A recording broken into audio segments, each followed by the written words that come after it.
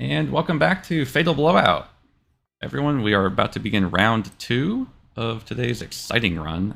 And today we have the competitors AK Drizzt, Voodoof's Mini Lily, and first timer Jeros89 joining us on the stage.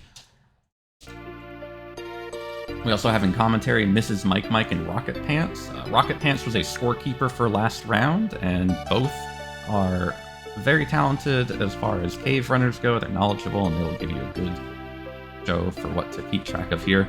As a reminder, this is a seeded run, and the seeds that all 4 of our racers are using this time are different than our previous seeds. So what you're going to see here is totally unique to the previous run.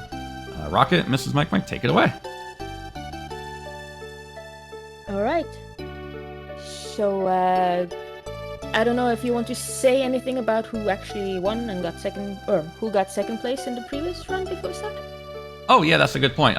During tabulation, we were able to confirm that Eve advances to the finals by a lead of 1 point over Mike. That ear jewel that Tia was able to equip and Mike's guy was not able to equip appears to have been the deal maker for Eve. So Eve advances to the wild cards, as with Calieris advancing to the finals.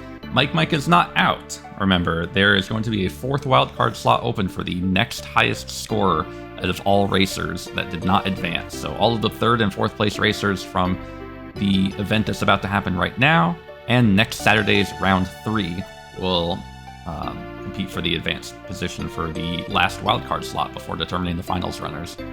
So with that said, any other questions, or is that all? I think that's it. I think that's it, yeah. Alright, then take it away. Right, so hello everyone, I'm Rocket Pants, and I've got Mrs. Mike along with me. Hello, this is Mrs. Mike. Right. So, I guess we should just get started and do a countdown, if Eli seems to be ready. So, we'll do a, 3, 2, 1, and go. Let's go! And we are. Okay, so, let's, first of all, the first point will be to see if anyone got a unique party. We got a standard party on Jeros. Ooh, do I see a Tia? 2 Tias? Tia, but are they unique? Ooh, good question. Good point. Now, what's the difference? What makes them unique, or what makes it a unique party? As far as I've understood, is them not doing the standard Decker guy, Artie, and Maxim, of course, because Maxim you always go, not going with that, and also like assuming from the rules and how I read them, unique means not having the same party as someone else. So even if you pick someone unique, if someone else has picked the same team, you have a problem. Gotcha. No, that's an important distinction.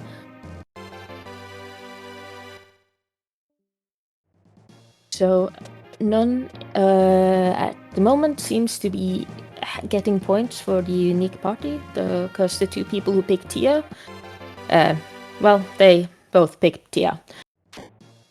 Right, and I think the exact same party on both sides. Yeah. So, for anyone wondering, this and who didn't see the previous round, this race is determined by points. There is a link to the points sheet and how that's calculated. And we got scorekeepers who will be keeping track of that. However, a lot of the points will not be calculated until the very end, as they will not go into effect until then. Yep. Sorry. Oh, I was just going to say, at this point, we should expect to see a lot of opening. One of the point incentives is to fully outfit one of your characters. And these first 10 floors are the best floors for things like shields and rings, the things that you're probably not going to find as easily on later floors. So expect a lot of opening here. I would expect a lot of opening here. Yeah, and especially I would expect a lot of opening after floor 4 and before floor, is it 12 it starts being? At least on floor 1, 2, 3 is not that important. On floor 4s until a number I don't exactly remember right now, there is a chance to find items that you won't find anywhere else in the cave, like a lot of helmets and shields are there. So if you're going for the fully equip your party incentive, then those floors are good to explore. Excellent.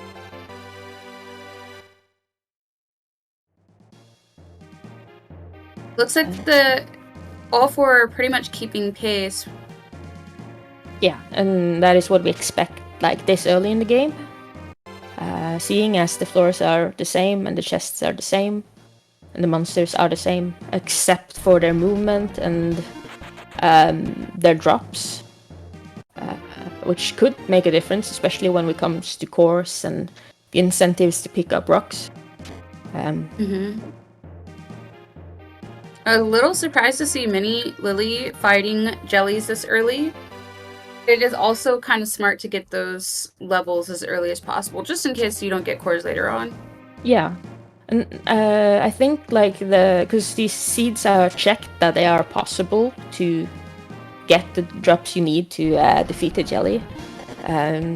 But of course, if you don't open the right chest, then that chance goes away. Like we saw in the last race, there were 2 Decker Blades in that seed, but we still had 2 people miss out on those Decker Blades because they were in somewhat unexpected locations. Right, I'm pretty sure only one person actually found it in a quick way in the last one. Yeah. So that is definitely different from typical. Typically, these are completely randomized. But for this, I guess it's a special ROM hack where all of the things that you need to beat the jelly are in here somewhere versus completely randomized. And so you just built seeds for each set of runners, is that right? Yeah, there's a lot of work that goes into checking seeds, because even if you have like the debug option and there was one other program they used to like check the seeds, you still have to check 100 floors and all the chests and all the enemies, and that there aren't like mimics on the stairs. And that is rather time consuming. So very good job for the ones who have been checking those seeds for us. That is a very deep kindness to make sure that there are no mimics on the stairs. That is definitely one way to end a run. Because there's 3 things runners are scared of. It's blue mimics that you can't avoid, it's ninjas, and it's dragon party rooms. Right. Now ninjas and party rooms I'm expecting we'll see. Yeah, I'm hoping so at least, but I'm hoping they are the kind where you can solve them without too much trouble if you take a moment and keep your wits about you. Right. And this level of runners are definitely high wit runners. I don't see anyone here that I don't recognize. Yeah. There's even though I've been out of the community for a while, there are still like everyone I see who played this in this tournament are people who I recognized and like from other events or from generally just watching streams about this game. Right. There are a lot of good reasons to check out the cave community or the ancient cave Discord. Most of the members who are there have been there for years. Rocket and I included. I think Rocket Pants, you've been around a lot longer than I have even. But it's just a very warm community. If you're interested in learning how to run Ancient Cave, it's an excellent place to start. Very warm, very inviting, very knowledgeable community. So check that out. Yeah, and very enthusiastic about if we get the chance to explain things about the cave to new people, we are very happy. Very happy, no question. All right. So from scorekeeping from the last game, mostly the things you're looking for are, you're hoping kind of that the runners are nice at the very end and show you what their inventory, especially how many miracles they got, and because there's 1 point for each miracle, and it counts in what you have in your inventory at the jelly floor. So if you are using miracles to give yourself MP,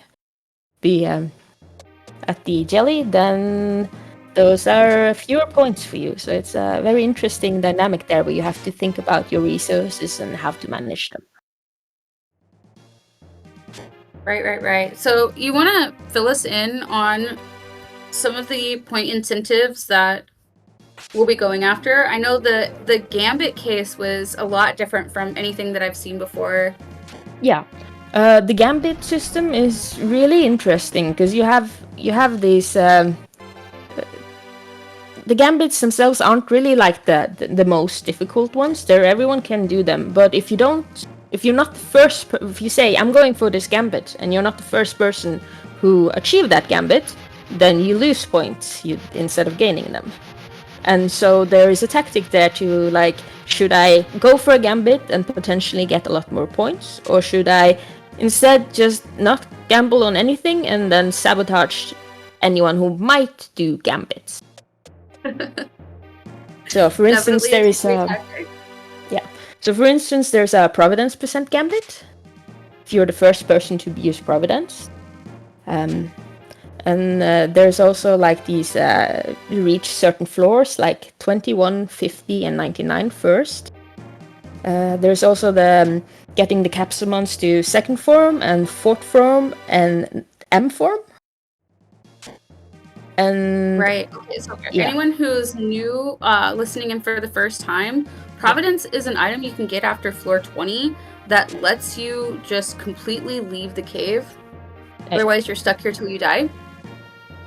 All right. Sorry. Apparently, the Providence. I'm looking at the old rule set here. Thank you, RC, for correcting me. I'll find the new one. Yeah, let's pull up the new one. And then capsule monsters, we'll check out if somebody's gonna fight at some point. But they're just a little extra party member who you can't control, but you can feed them up to their higher level. So they'll eat any of the items that you have, and if they like them, they'll grow a little bit. If they don't, you just wasted your item. But M form is the last and typically highest powered version of your capsule monster, although that is questionable with Darby. Yeah. So you'll see some people get points as we go. It's because you get points for every 10 floors. You get 5 points for every floor. Every 10 floor, you get 5 points. So that will be floor 11, floor 21, 31, etc. And so those are the points that are like continuously updated during the run. In addition to like the unique party point and gambles when they hit. Of course, we don't know what the gambles are because only Krieg knows that, who is one of the scorekeepers. And one of the people who arranged this tournament. So that is also interesting. If you see like suddenly odd changes in points during the race with minus or pluses, then a gamble has been fulfilled. And it will be interesting to see if we can catch those as they happen. Do we have something telling us who took what gambit somewhere? No, only Krieg knows. Because that will be interesting to watch. Yeah. The only way for us to figure it out is to pay attention to the points as they get updated. If someone goes, ooh, that's a Decker Blade for Akidris. That's a floor 15 Decker Blade, I think. Ooh. That's very interesting. Floor 15 is the first floor you can get the Decker Blade on. And so Right, and it looks like we have a couple others who haven't made it that far yet, so I wonder if anybody else will catch this one. Yeah. Was it floor 15 or 16? I didn't... 16, okay. Thank you, RC.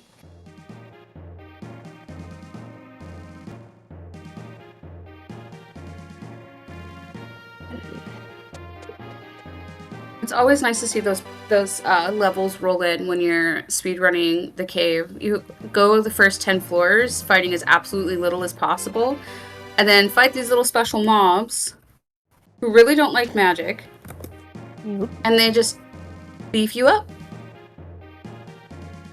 Okay. Cores are, for those who are not used to the cave or Lufia, cores are your best friend and your worst enemy, because sometimes they just run away. Often they just run away, but I will not start that rant. Yeah, but if you do catch them, they give a lot of XP. Are we finally starting to see people really skipping chests, trying to pick up on speed? Ooh, there's another Decker Blade for Mini Lily. Way to go. Oh. Yep, that's the same one on the same floor. Yep. Those never get less exciting.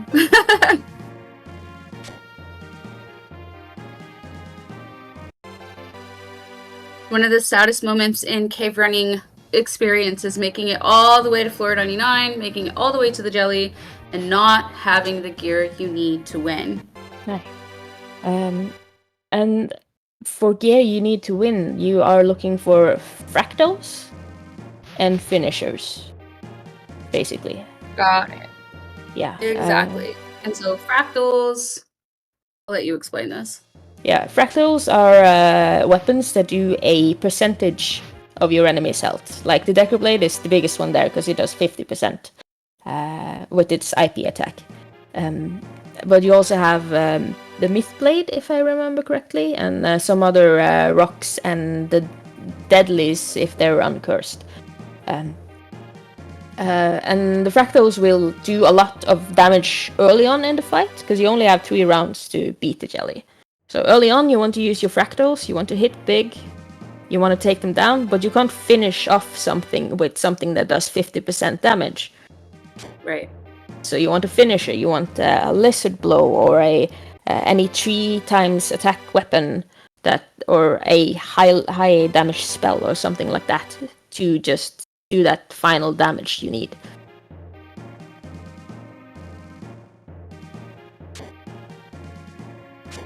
Exactly. Oh no. Okay, good. Just got away from those pumpkin heads.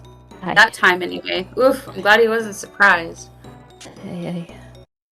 Pumpkin heads can... they're not that scary if you have levels, but if you don't have levels, they will wreck your face. Absolutely. And they're also, since they're one of the early teleporting mobs, they can be very annoying for new players who don't know exactly how to manipulate the teleporters, because they, like, until you learn like how they move and all, teleporters seem very random in their movement, and they can really mess you up. Right, but they're not random, and you can learn it. Here's Mini Lily feeding her Darby up to level 2. I'm guessing that's their gambit. Yeah, it's either her to feed level 2. Yeah, it's either her gambit or they're trying to sabotage someone else if that might have taken it. Oh, good point. Yeah. Ooh, that's a deadly rod for Woodovs. That's a super nice early pickup. Nice. I don't remember. Did you see if Woodovs got the Decker Blade? I am unsure. I know the other 3 at least got it. Got it, okay. But probably chat knows.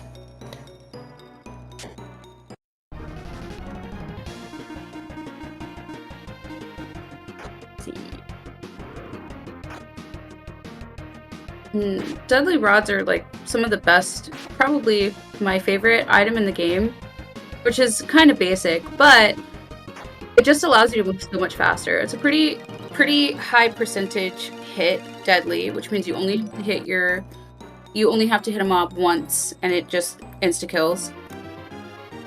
And then at the end, you can uncurse it. It's a fractal, so it's also a jelly item. Yeah. So, like, there are a few mobs that are immune to the deadly items, but you can usually avoid them anyway, so you want that, especially the deadly rod is probably the best of, well, it is the best of the deadlies, so you want that on Artie, or your fastest party member. If you don't have Artie, then Tia is a good option. Mm-hmm.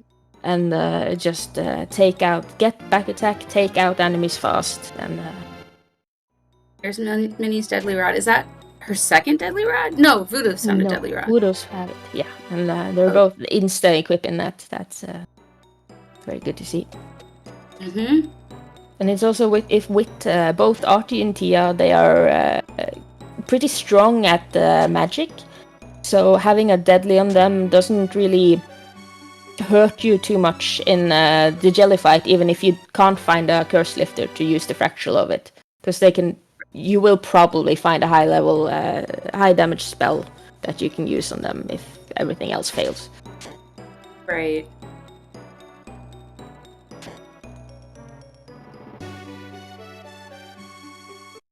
Back to that feed. Oh, magic fruit didn't quite make it. That's rough. Yeah, that is very rough, and it's a little bit scary if you have made a gamble and you're that close to it, because you never know if someone else might be getting it before you, just to make sure you don't get it. No kidding. And then, of course, when you're feeding, if you feed something higher level, you have to feed your monster down. So you have to give it things it doesn't like for a while before you're able to give it lower level things that it will like again. So you'll have to dump quite a few low level items to bring him down far enough to be able to get those last 2 bubbles. Yeah, feeding capsule monster is a science. Apparently it's easy once you understand it, but it seems like absolute magic to me. And I've been trying to figure it out for 8 years. Right, but trying to understand it means understanding the value of every single item in the game. Yep. So, but luckily we do have a guide on it. So if you are curious and you want to run this game and you feel that is something you want to know, then we do have a guide. So join the community and we'll help you out in any way we can.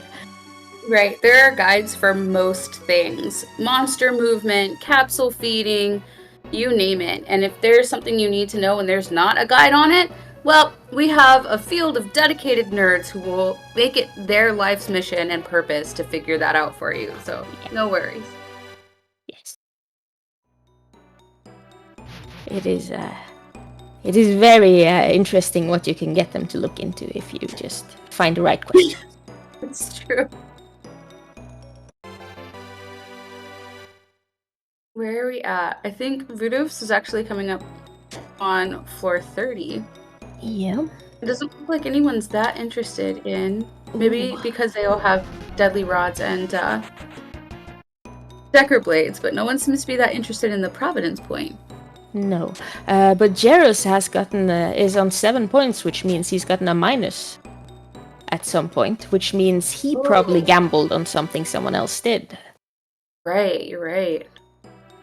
So I'm guessing he had gambled on getting, maybe if Minnie Lily got her capsule monster to form 2, that might be his gamble. Or it could have been the reach floor 21 first. Those are the 2 3-point gambles. I don't know if anybody saw that movement from Minnie Lily, but that was meticulous. That was so clean.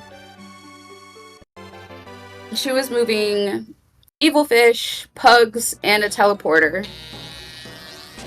Yeah, that's like it might see, if you're not very into this game, it might seem a bit random how enemies move, but it's all like very meticulous, and we mapped out all the movements. There are a few RNG factors, but not that many as you might think. And like the juggling Mini Lily has been doing is very, very impressive. Right, agreed. And I know that Mr. Creek, who has gone through a lot of these seeds to approve them, do like putting in little movement challenges if he can find them. So we can. That's a good thing to look out for. Yes. Yeah, the movement puzzles, even if you don't understand what's happening, those are definitely, I think, the highlights of any run. Yeah. It demonstrates just a high finesse and mental flexibility and knowledge of the game that is as you can probably hear, I'm pretty excited about it. Yeah. Like I am amazed every time because I do not have the patience for it myself. I swing the sword a few times, and if the enemy doesn't go where I want it to, I will risk it for the biscuit, and that is why I do not finish runs very often. But it is very impressive to see people do that. That's why we're on the commentator bench and not playing. Yeah, definitely. At least for me. He's just is moving bees around, and that one's actually one of the toughest for me. They move, what is it, 3-3-2 or 2-2-3? Yeah, and the direction is somewhat random, I think. Unless it's something has been discovered in the last 6 months about it. Not that I've seen, but yeah, that's the thing. Like new things are being discovered all the time. Like it's a game that's been around for a long time, but like when it comes to movement tech and like little things here and there, then new things are showing up that would, yeah. It's like surprisingly often, especially when you ask the right people the right questions, you get like into some really interesting stuff. No kidding. It seems most of the runners are around the late 20s on their floors. I would say so. Minnie's in a precarious situation, though. Yeah, the combo of Medusas and armor dates is a little bit scary. No kidding, and I don't think she has a way to heal or rest. No. There's her first defeat. She was doing very well with putting Decker in the back line to make him take less damage, but alas, it wasn't enough right there. But she can. It's definitely early enough that she can catch up if she wants to. All right, here we have Drist is navigating the same room with the fish, pugs, and teleporter, and got through without an encounter that I saw. Nice. It's a cool puzzle.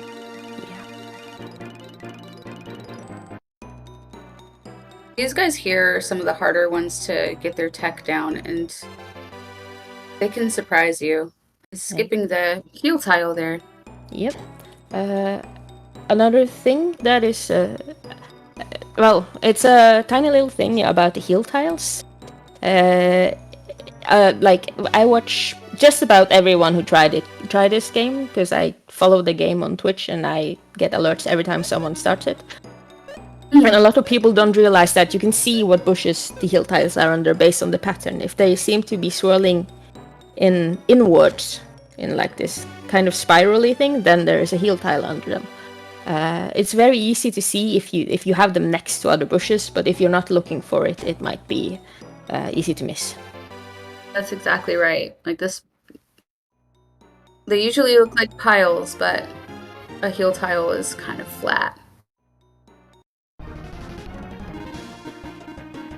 Alright, rooting for Foods to get some blue cores. Yeah, he's got at least one so far.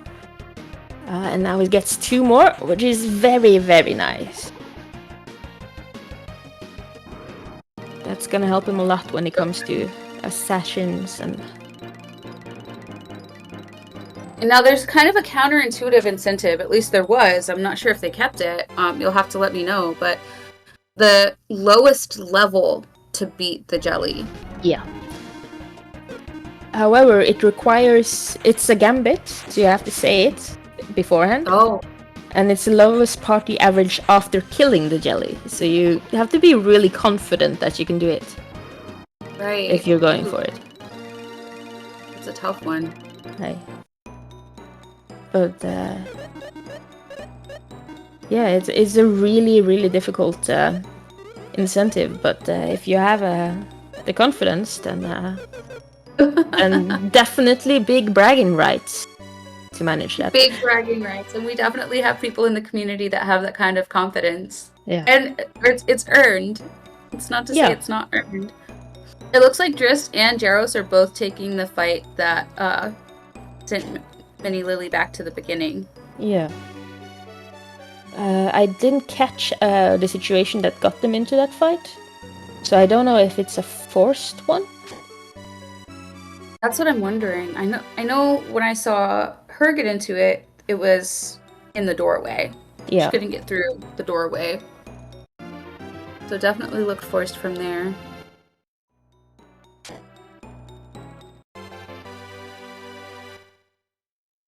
Probably chat will know and let us know if it is. It's a little bit tricky from point keeping perspective to keep track of 4 screens at once. Just to like see what people pick up and what fights they get into and what drops they get and like floors they are on and all of that. So, it's in that doorway, and Drist got through the first mob in that doorway. Aye. And then there was another. Aye. Lined up, just like her situation. Yeah. That is There's a deadly sword. It's the right deadly sword, though. So deadly swords are kind of tricky. There are 2 deadly swords. One of them is an actual deadly, and the other one is the power of a deadly sword in an actual sword. It's not actually useful. Yeah. But I do believe it is also still cursed. Yeah.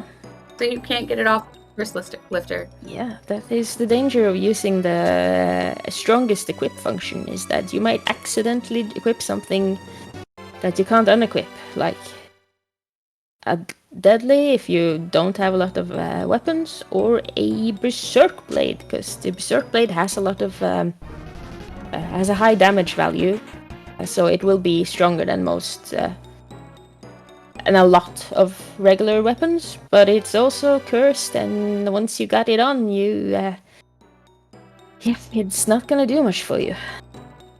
Right. Now, Drist is in a interesting situation, an interesting position. Most of his team just up-leveled a lot, but Tia is still down. So she's not getting any of that XP. Yeah, but she is high enough level that she can survive a like a core attack at least. So if we can get some cores for her, that will help. And also you have the back attacks, of course. With the deadly rod, they are a good option.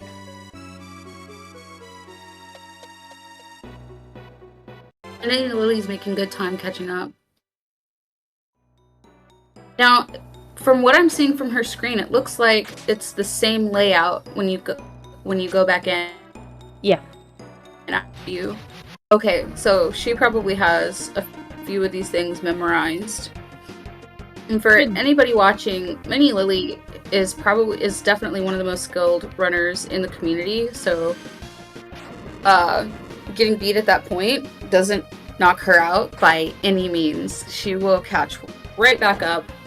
Yeah, I'm unsure if it's the same layout. I think it is, but I'm sure, and I'm very sure that the RC will correct me in chat if it's not.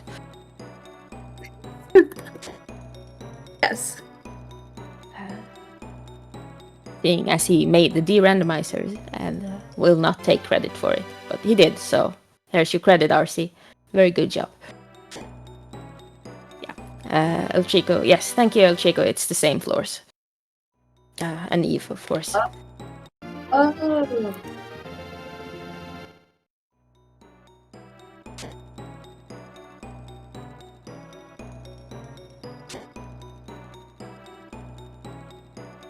So yeah, Drist and Voodoo's are coming out of retirement to be here, and this, even though Jaros has been around in the community for a little while, Sorry if we haven't formally met, but I've heard about some of your feats of strength, Jaros.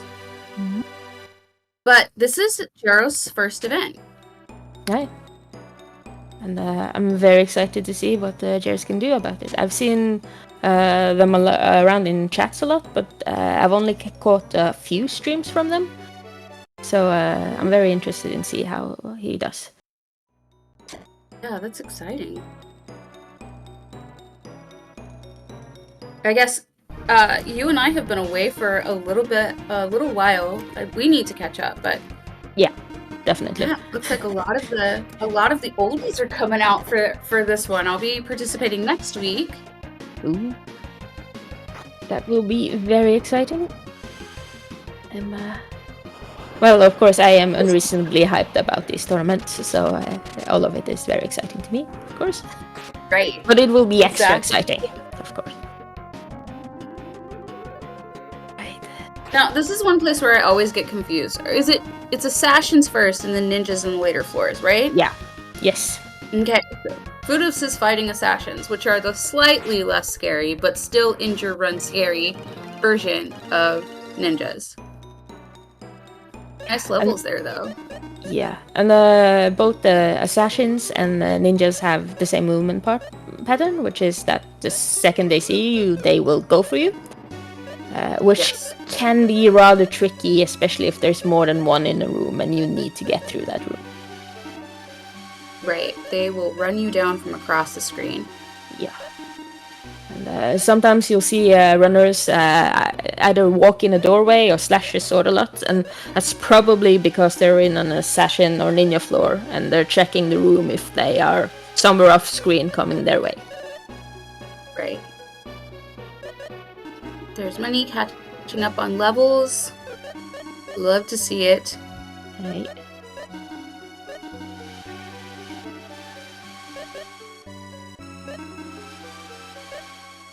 Yeah, stone plate I think is pretty good. Do I remember that stone plate heals with its IP? Maybe I'm off on that. I need to brush up. I don't entirely remember. It has the IP skill Reviver, but I don't remember exactly what it does. I know I'm fairly sure it doesn't revive you, because every IP that says that it revives you does not revive you. Right. Kind of counterintuitive. Okay, Here we have Voodoo's fed to level 2. Yeah. Which is great because oh, that was terrible. I mean, just in time for feeding to level 2, but this little buddy, what is this? Oh, terminal blow on Decker. That's their instant kill attack. Yeah. Alright, so we're getting info from Eli himself in the chat that the Iron Plate and Stone Plate both revive, but also heal. But heal armor is a super... this is why this game is very confusing to people like me who have exactly 2 brain cells. Is that a lot of the names are somewhat unintuitive. Right. But yeah. Gosh, Revive armor doesn't revive. Heal armor revives. Okay. Yep. 2 down from terminal blow in this second assassin fight for Voodoo's. Yeah. So the assassins are usually considered younger brothers of the ninjas and not as scary, but they do still have that insta kill and they can wreck your face if they decide to. Now, is this I don't remember which capsule monster this is. Is this Fumi? Whatever the case, it's doing a wonderful job of keeping Voodoo's healed, and that's my favorite thing about having this one at level 2. It's I think it's Flash, but I'm suddenly very unsure. But it was the same that Eve was using in the last run. With the butt angel and the people who made this game had a slight obsession with butts when it came to capsule monsters. Not that I'm judging, but I'm just mentioning.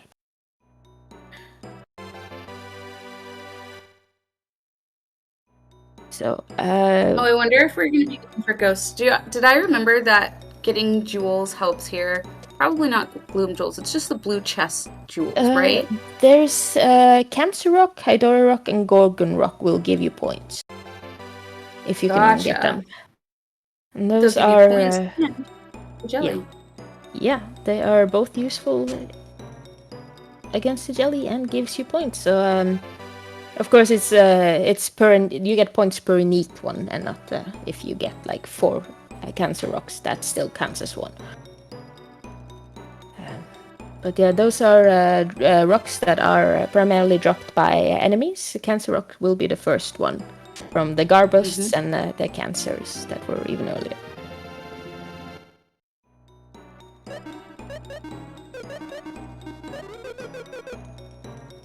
Another thing for the capsules, there is some incentive to feed them up to 4th form or M form. And there are ways to skip certain forms when you feed your capsules, but that does not count for the point incentives and gambits. It's specifically highlighted in the rules that that will not be allowed or count.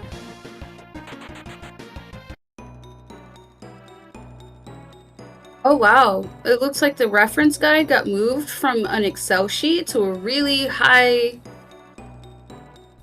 level web page. I'm impressed. Yeah, I wonder who did that. I don't know. There's someone who knows what they're doing or something, that doesn't like to get credit for things. Was it you? No, it was RC. Okay. Well, thanks, RC. This is beautiful. I'm gonna drop that somewhere. So we're getting a very nice early setup for a jelly kill, like the kind of dream setup you want as a runner, where you get a early deadly rod and an early decker blade. Because that means, like, if you're a speedrunner and you want to go fast, that means you can pretty much skip all floors until you get to I think it's 65 or 70 when the Myth Blade and Old Sword starts dropping again. Or it might be 75. I don't. One of those things, because you want you already have your fractionals, especially if you get like a curse lifter with that deadly rod, and so you want to get your finishers. And most of the good finishers are either the Gady's Blade, of course, in blue chests only, or Lizard Blow, and the weapons that drop at the later floors. These assassins are not kidding around with their terminal blows. It's stressing me out. I'm not gonna lie. Yeah, the runner's trauma. It's Green cores for voodoos. Oh, that is lowest level incentive. Yes. Green cores are so nice, because you get them right before you get to the ninjas, and they can save your life against those horribly AoE attacks they do if you have to deal with them.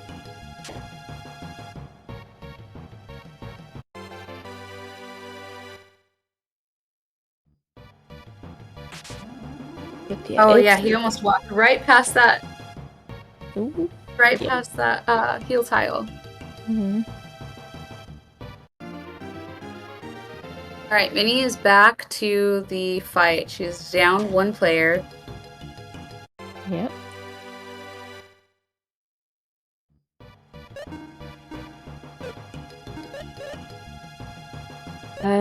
And so, but yeah, because of people have a very good start here, I would say, to a run with the Deadly and Dagger, but because of the point incentives, you have to make the decision if you're going for the points or if you're going for that jelly kill and fast and getting those 50 points that will, unless the others also get a jelly kill, then that will probably get you into the finals.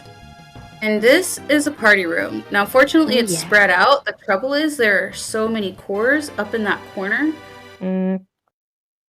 I don't know that Voodoo's needs them. We're just hoping he doesn't need that door.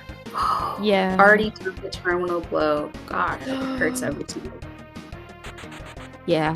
Like, wolves have gotten some cores already, so he probably don't need them that Agreed. much. Yeah. He can skip if he finds, but if the stairs are behind that, then... Now, it looks like there are 2 ways into this room, so he could just about bring everything down. Yep. And just go back up through the other door, but... Yeah. Alright, Mini Lily made it through the fight that beat her last time. Yeah, that's his second deadly rod. And a champion for Drist as well. Oh, wow, yep, and Zap. Zap. Drist is loading up. Yeah, they have some good high-level spells. I've seen Thunder, Zap. I think I saw Ice Valkyrie, but I'm a bit unsure if I imagined that. I'm not sure. I haven't seen an Ice Valk, but that doesn't mean a whole lot. Again, it's a little bit tricky to follow 4 screens at once. Right.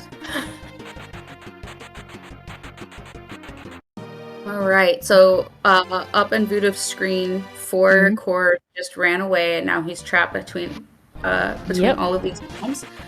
That is the trouble with cores, is they can be very disappointing. Yeah. But also, I know because of scorekeeping, I have been told by a very reliable source that all the seeds we are using for this tournament should be possible to get a kill on. So there probably won't be like a forced fight that is completely impossible.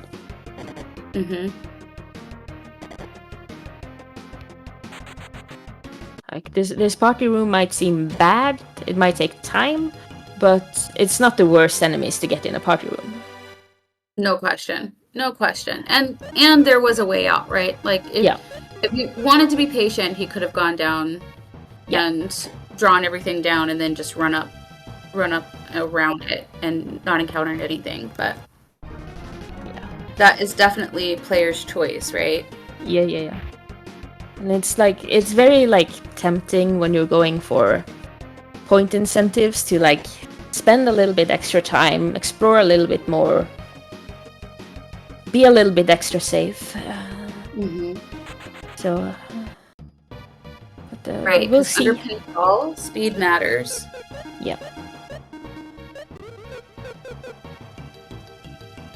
But also, a lot of these runners have cave times that are less than, I would say less than an hour.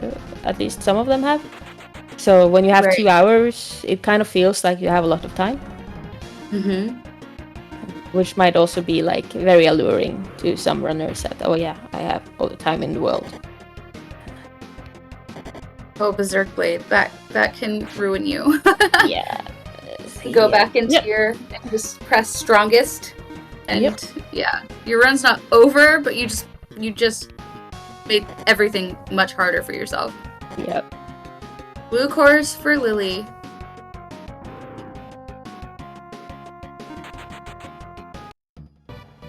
Oh, that is you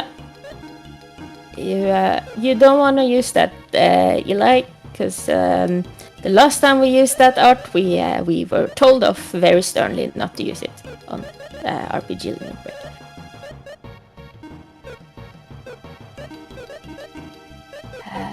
Let's see. So Akedrist picked up that Berserk, but unlike I think it was Woodoos who also picked it, and Woodoos immediately fed it. Akedrist is feeding a lot of other things first before he goes to the Berserk, just to not, because the Berserk Blade is a high value, and then your capsule monster will get spoiled, and feeding him up is gonna be a problem after. And now you see AK Dressed is just feeding like aprons and really low level stuff. It's just to make sure that the next real thing he feeds gets him to the next level. Yeah. But it's like one of those things that like different runners have different tactics for it. Some will just feed it, some will drop it, some will use it as an incentive to just feed up to a place where that isn't so gonna spoil, where it's not gonna spoil your capsules. So.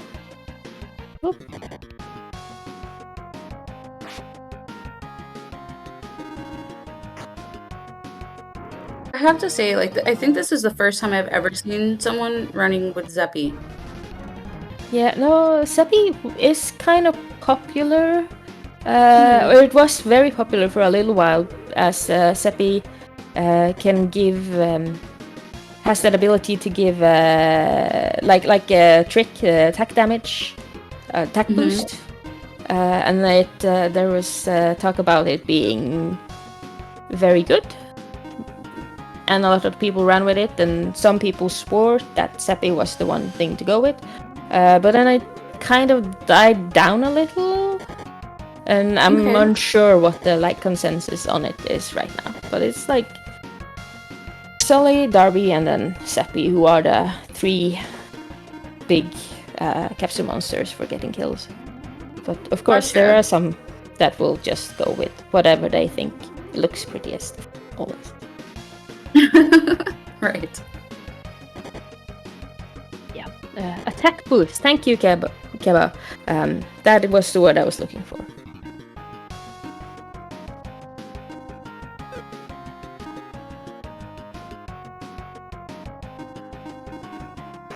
So we saw in the last run that there were a lot of healing spells.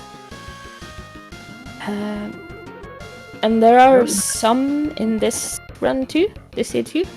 But I haven't seen as strong being as prevalent here as it was in the previous run. Not at all. I think I've seen Champion, and Champion's pretty good, but the MP cost is pretty high. Yeah. Champion is, I would say, like, to rank the healing spells, my favorite is Strong, because it heals. It might be the lowest cost heal, and it might seem weak, but it heals based on your your magic stat. So if someone with a higher magic stat uses it, they will get a lot of heal out of it for very cheap. Whereas Stronger is more fixed, and so it costs more for less. Especially when you get higher level, it will cost more for less heals. Right. Okay. That makes sense. Stronger has always been underwhelming to me. Yep. We just went through that first door and needed the second. But yeah, I didn't realize that was the tech behind it. That's cool. Yeah. Cool to know. And then you have Champion, of course, which is if you have MP to spare, then a full party heal very quickly, very good. And then, of course, you have Valor and Rally, who are the other two. They also revive. But if you have to heal with those, then you're gonna run out of MP very fast. Great revives, not great for just healing. Yeah. Although Valor is... If you have MP to spare, then Valor is just gonna let you go soon on the heals.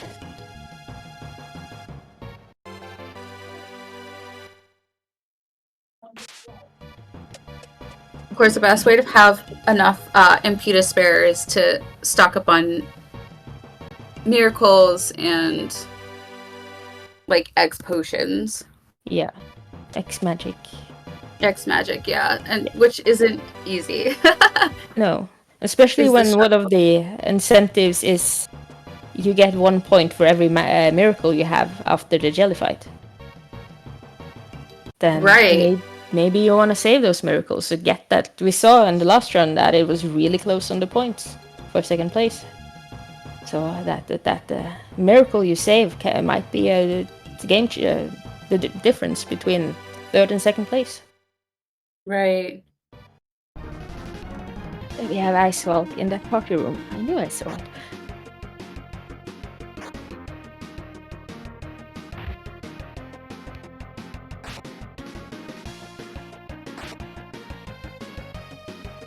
I don't know why there are dinosaurs in the ancient cave. That's always kind of confused me. I think the most confusing one is why there is boats in the ancient caves. No, yeah, the boats also are kind of confusing. I'm just watching Lily get through all of these assassins. I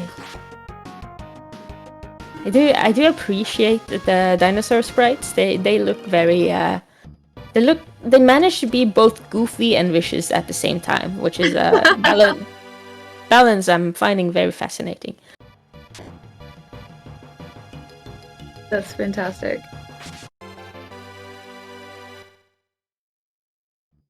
Sorry, I'm trying to see Boots hit these stairs so I know where he's at. Yeah. 52, okay. 52, okay. And Jairus is around 45, 46.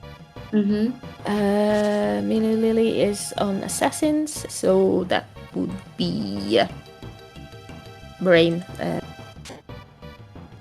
37 to 39 somewhere, right? Mm-hmm. Almost to the 40s. Yeah, and AK Drist I am unsure of.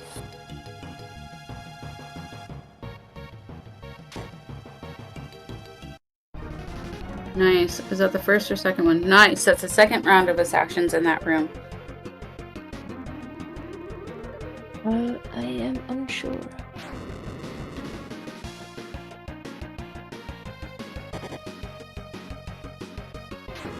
Alright, we might get to see some good movement tech here.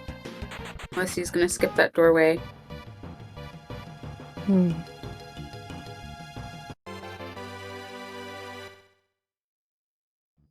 There we go.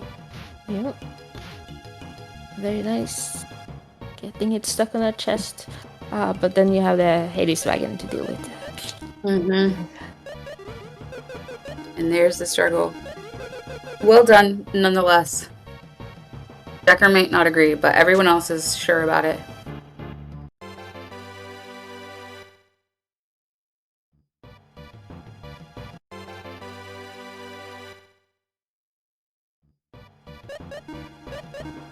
Do more regains, that's nice.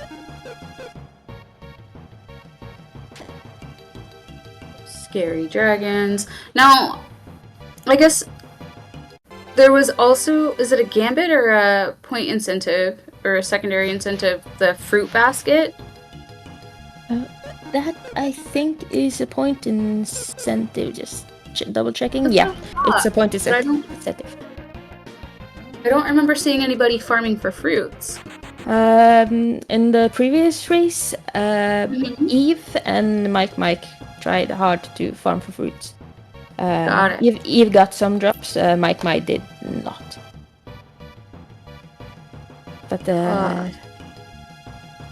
yeah, the fruits are somewhat tricky because except for the magic fruit, I think they all are enemy drops.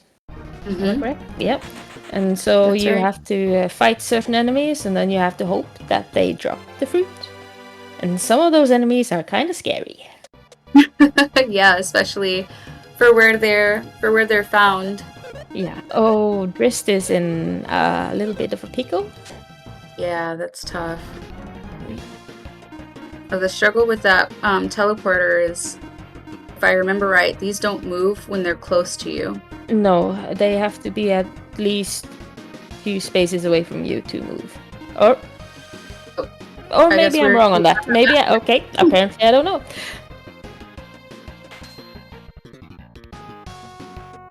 Thunder's a good pick. So, Ice Valk is getting used. So we've got all of our finisher spells out, it looks like. Yep. That's definitely good in case they don't get curse lifters. Then at least their deadly rod users have something to do. Right.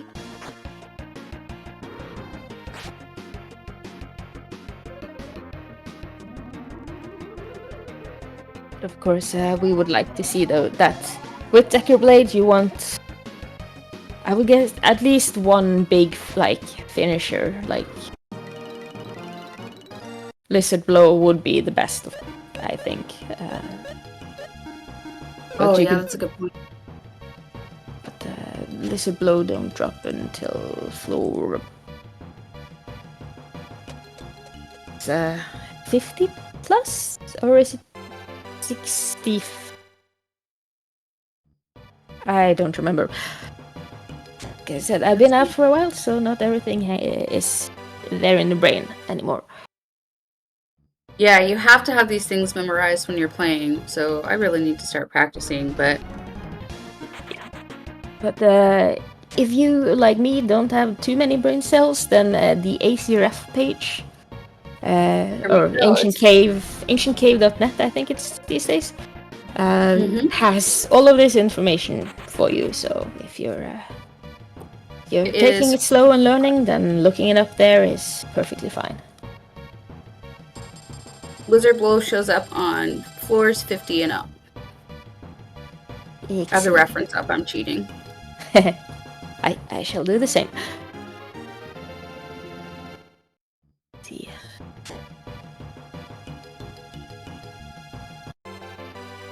Now, this reference is really cool because it's absolutely everything you need to know about absolutely everything. What the character stats are and what encounters you're going to get on every single floor. Just, you name it, it's in this reference. How to get around them, what their weaknesses are, their strengths, their attacks, like everything you need to know is in here.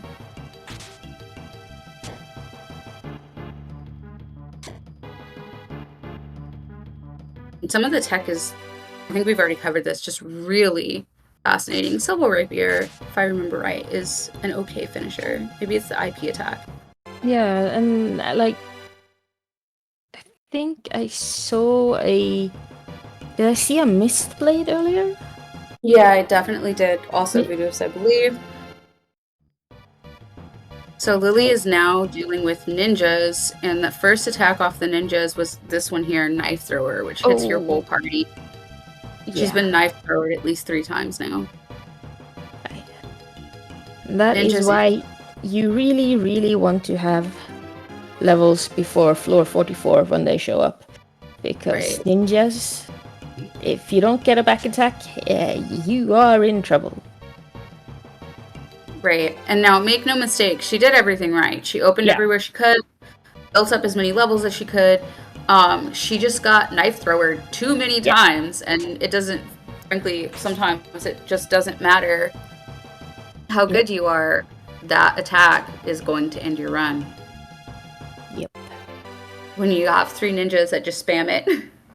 Yeah, and that is one of the things that are still randomized is what attacks enemies do.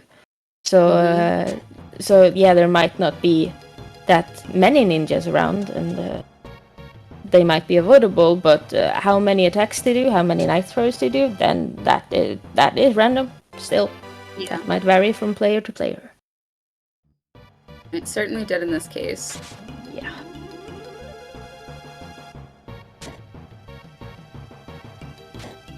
Oh, and AK just died to something. Wrist death? I didn't catch what it was. No. But he's on floor 2 at least, so Ooh. Well, they have over an hour still, so they can still just have to PB, and you got it.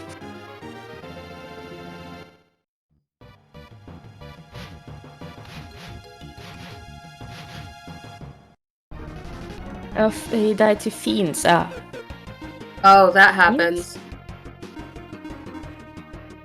Wasn't it Ice Roads? He wasn't on fiend floors, was he? No, I don't think so. Okay. I'm getting intel here. I'm sure you are too, but yeah, we need to figure this out. Yeah. Oh my god. Voodoo's facing 2 Hedoras. Ice Valk will help. Ice Melt might be enough. It might be enough with multiple casts if he's going first. There's one down. Oh, you. Okay. No drop. Those guys do drop. Yep. Fedora rocks, okay? Okay. And yeah, Hydoras are mean. Yeah. They can attack you. If they get a chance to attack you, they have, I think it's 2 attacks. One is fairly okay AoE. That hurts, but it doesn't outright kill you, and the other one is to attack you a lot, and then that will 100% kill you. Unless you're wildly overpowered or overleveled. Mm-hmm. Which is a little unlikely. Yeah. Alright, it's still a race. And remember, points matter. So we may be, I mean, everybody gets points for how many floors they make it through, but otherwise, it's beating the jelly and getting those incentives. So it's still a race. Okay. And AK Drist has at some point gotten a score for a gambit since they're on 34 points. Mm-hmm. So that's either something that is -6 points or +4 points. Either way, it's interesting. It's not -6 points because I'm fairly sure he didn't kill the jelly. No one killed the jelly already, so that's not it. No. So it would be one of the +4 ones. Mm-hmm. So that would be reach floor 50 first, floor 30 first, or get his capsule monster to 2nd form first. One of those That might three. have been it, actually. I think Just was the first one to get to 2nd form. Wait. No. Nope, the fairy was our first 2nd form. Yeah, so it's either floor 30 or floor 50. Mm-hmm.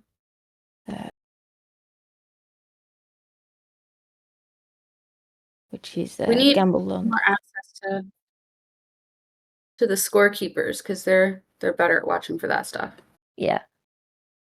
But they don't have to talk about what's going on. Right. Ooh, I can do one. Oh no. Oh, So the Serfaco. Yes. Another mob that's kind of hard to dodge, especially when they're in a corner like that will do this to you and can easily end your run, especially when there are multiple. One is a lot easier to handle than there can be 3, if not 4. I think it's 3, but Twister 3 times can kill you. Yeah, they're very scary. And also they are very annoying to manipulate. I often die to them because I don't have the patience to move them around. So that's a real story. Yep. And a common tragedy.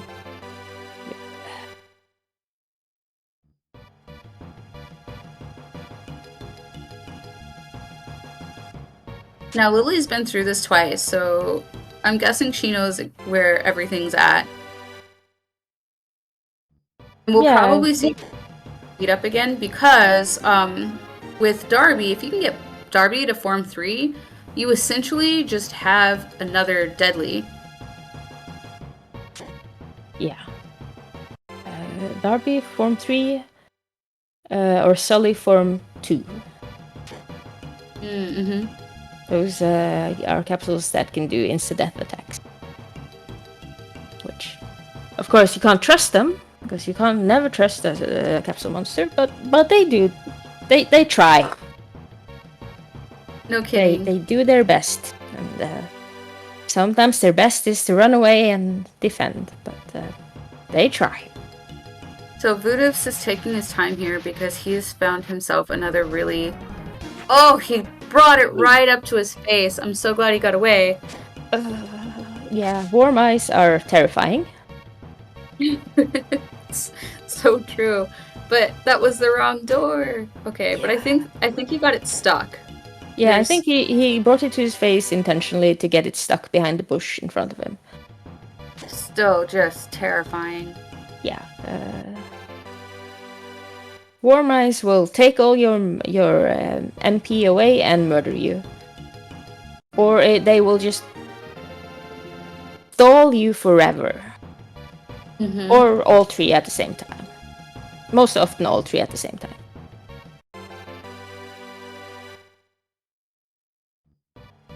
Another deadly sword, but we don't know if it's the right one. And I don't think I've seen a single curse lifter. Yeah. So these white dragons are another one. I guess we're just to the floors where everything's terrifying. Yeah. White dragons are great because they'll drop a fruit. Oh my god, Voodoo's, what have you done?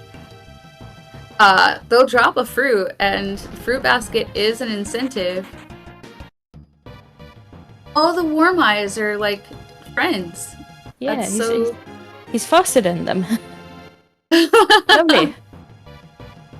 That's so lucky. Any one of those could have, although Voodoo's does have, what does he call it? Like, swamp luck?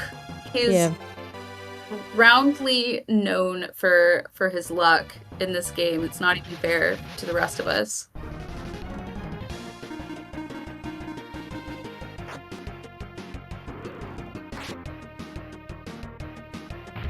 Alright, and Jairus is fighting these high Hidoras, which can be really scary. I think each of them can hit you 8 times. Yep. The great thing with the Hidoras is that their movement pattern is very predictable. Mm-hmm. You have 3 moves and then they move. I think it's 3 or 2.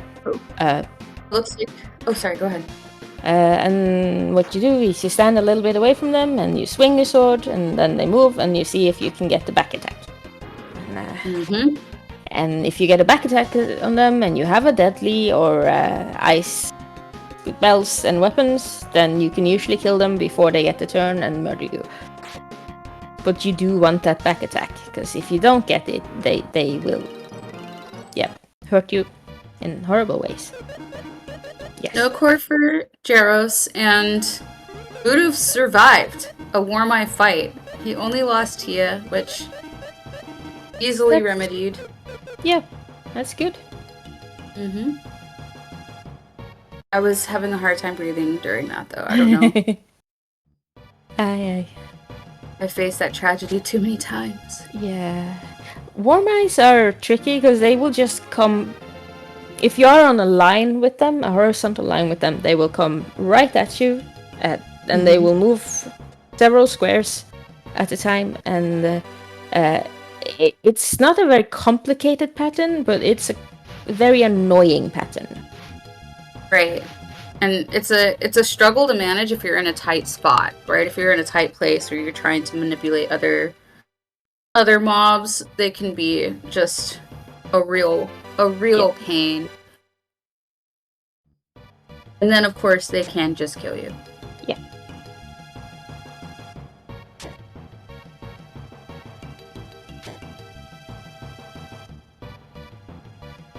It's interesting to see Mini Lily's already back up to 24. Right. I don't know where Drist is at, but he's not quite to the 20s yet.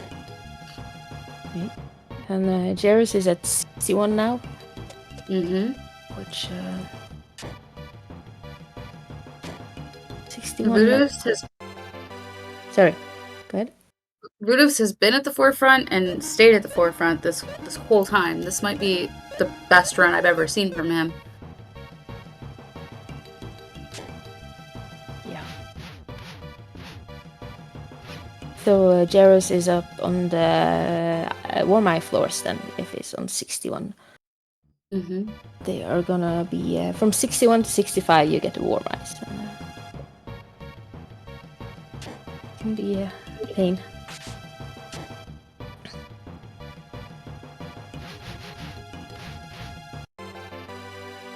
So far in both our races, we haven't seen anyone go for Providence percent. Wait, was that one taken out? Yeah, no, of course. Yeah, it was taken out. Never mind. Mm. That was my whole strategy too. Yeah, it's always fun to see someone go very fast, get Providence, teleport out, and then go fast again. It's,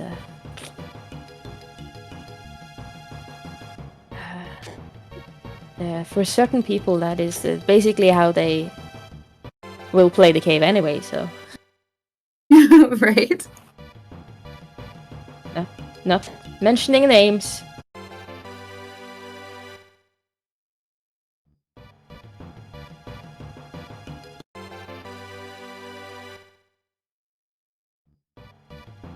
AK picking up that Decker Blade again. He's Big see if he plans. remembers.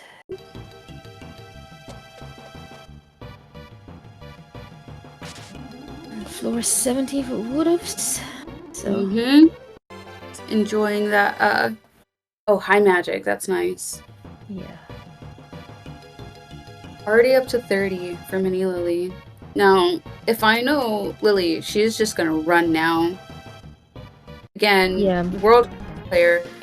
This is the spot where she got wiped out the first time. And that's just this is just a forced encounter. There's nothing you can do about it. And it's right in that doorway, so you can't even manipulate it into a side attack. No, and it's a somewhat scary encounter with 2 Medusas and 2 Armored Eights. Because they hit hard. They do. Now, Jaros has got some interesting movement he has to make right now. Nope. But he's lucky that he didn't get back attacked by those white dragons. When you get an enemy at facing you sideways, it's a 50-50 on a back attack. That also goes like if you are going first, though. But they won't go twice. So they'll get to go first because they're just faster, but they won't go twice. Yeah. And white dragons going twice is not something you want. So that's now the very white lucky. dragons. The white dragons were probably the best thing to run into in that room. I was really worried about the gold gorems. Yeah, the gold gorems are again. When you get into like this 60s, 70s, and higher floors, you really wanna manipulate enemies so you get the back attacks if you have to take encounters. Because like most of the enemies are strong enough to kill you if they get a chance.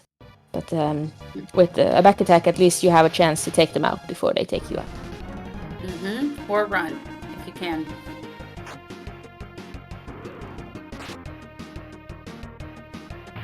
And anytime you can in this game, there's no shame in running. Just go. Running is saving you time and saving your life. So if you can, do it. Unless there's something you want. Oh, and that is unfortunate for my...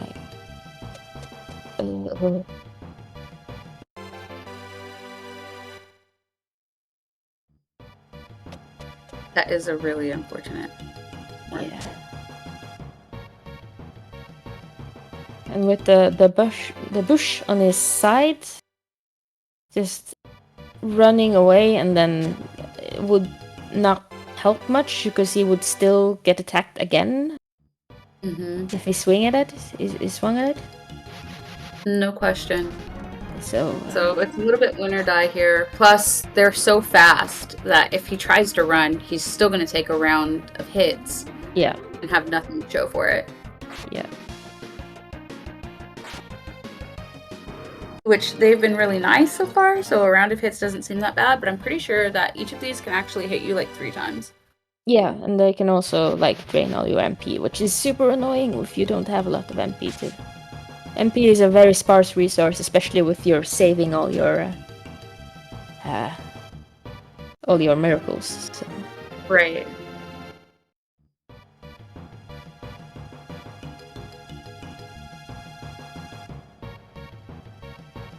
Jaros has been very protective of their miracles.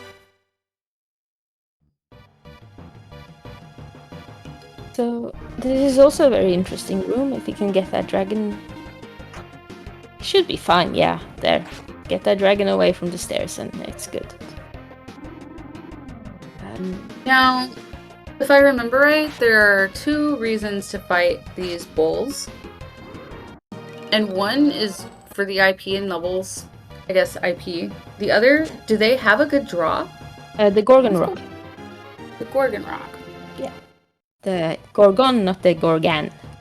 Which, it's one letter different. The one you find in Blue Chest is the Gorgan, and it doesn't really help you out. But the Gorgon Rock is a very lovely, that they drop is, it's has Axe Attack IP, which is a and my brain stopped working. It's a multiplier. It should be a multiplier, yeah. No, wait, 1/8. 1/8, yes. Thanks, Eli. Oh, it's a fraction. 1/8 fractional, yeah. So it'll help you out. But still, at this point, they really want a finisher. Exactly. Now, what's a bit of a struggle with those is that when you have items, well, all of your items actually do IP benefits. Some of them do attacks, some of them do heals or buffs, but IP means you have to get hit. You have to get hit to build IP. So we'll probably see some runners IP farming at the end, which is its own science and danger. Yeah. Especially with Tia in your party, farming IP can be really tricky because she just tends to die.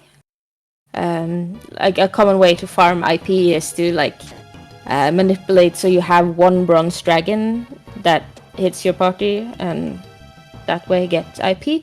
But Tia tends to just die to that unless you have like some really good gear or have a really high level.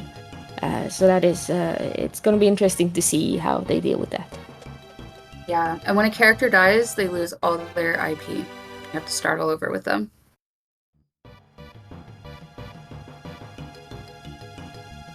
Now, chances are Tia won't have to use an IP item anyway. Yeah. Because I haven't seen anyone with a curse lifter so far, but you can uncurse that deadly rod, and then that has an IP fraction. Yeah.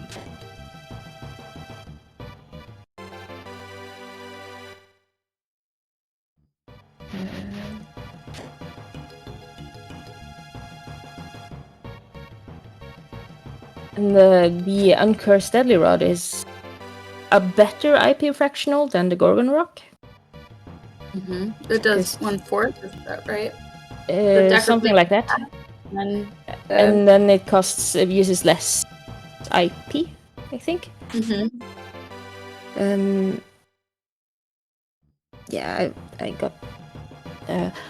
So it's like you would want that rather than like if you have to choose between the two, then yeah, you'd go with a deadly rod, but definitely. Then you'd need a curse lifter. So, oh, deadly rod is also 1/8. Okay, but less IP cost. Thank you, Eli.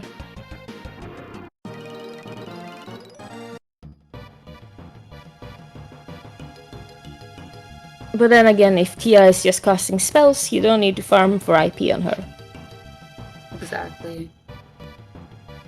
And that's just typically the better bet. She's one of the better spellcasters. Yeah. And again, getting IP on her, if you're not very lucky and keep her alive for a long time, then at late floors is just such a pain. No, I'm not 100% sure, but I didn't see anyone get a Cancer Rock or Hedora Rock. I haven't seen it either so far. I've seen some attempts to get it, but I haven't seen it drop yet. I've seen other weird drops, like the high magic from the War Mice, but which is not a drop you see a lot, but it can happen. But the regular drops, the ones we're looking for, we haven't seen, as far as I know, at least. Which might be why Voodoo's is going so hard, and Jaros is also going so hard trying to get this Gorgon Rock. Mm.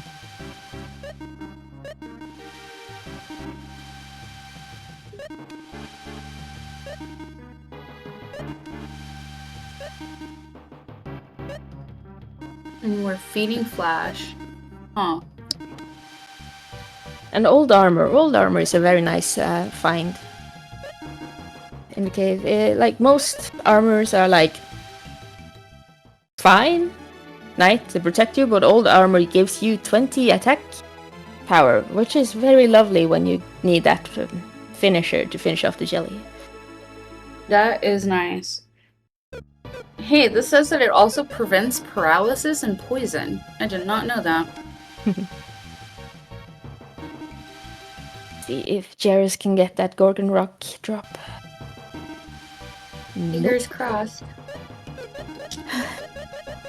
Yeah, this has been, they've been very generous with the, the higher level attacks and not so generous with the drops. Yeah.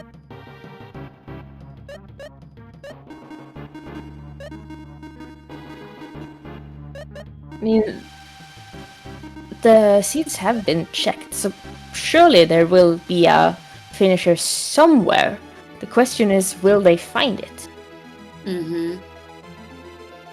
And is Right. it in a really, really tricky place? Boots has really been passing up a lot of chests and just fed up to 4th form. Mm-hmm. But also, if it's also like, because they don't see each other, they don't know if the other people have a kill or not. True. Yep. That's So exactly they true. can't really gamble on just, well, getting to the jelly and thinking that will give them enough points. Right. And now with this group, they all know that about each other too. Any one of these players could have already won by now. Yeah. Like And if I were if I were to play against these people in the tournament, I would just assume they would get a jelly kill. Yeah. Like if possible, I would assume they would get it, and I would not risk trying to not go for it with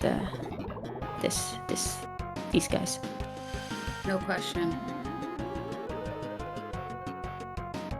I would also assume that I got there last. Because there are some fast runners.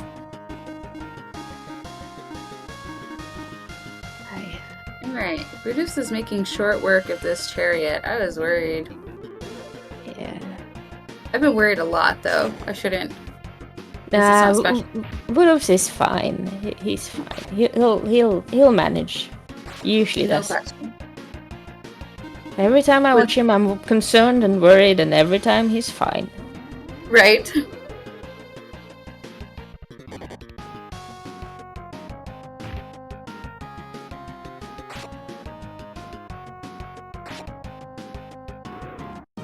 Yeah, he's gotten really good at feeding too.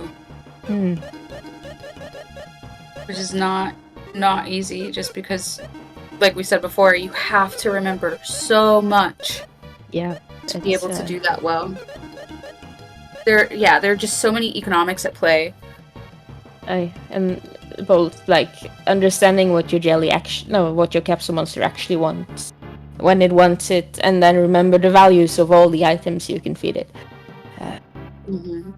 It's And now, so the capsule monsters actually do have another form that they can go to. I think if you remember back to his screen when he fed up to form 4, it then says, "I'm not hungry."